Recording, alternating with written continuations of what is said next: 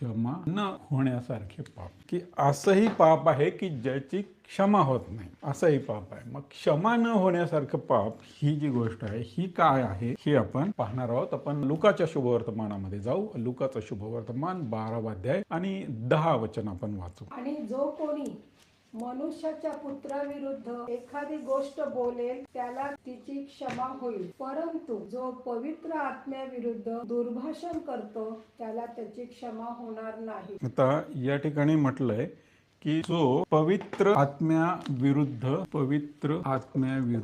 दुर्भाषण करतो त्याची त्याला क्षमा होणार नाही. म्हणजे या ठिकाणी क्षमा न होण्यासारखं असं पाप आहे की त्याची क्षमा होणार नाही. आणि हे पाप त्यांनी कशा पद्धतीने त्याचं वर्णन केलं की पवित्र आत्म्याविरुद्ध, मनुष्याच्या पुत्राविरुद्ध जर तुम्ही काही बोलले तर त्याची क्षमा होईल, परंतु पवित्र आत्म्याविरुद्ध जर बोलले तर त्याची क्षमा होणार नाही, असं तो बोलला.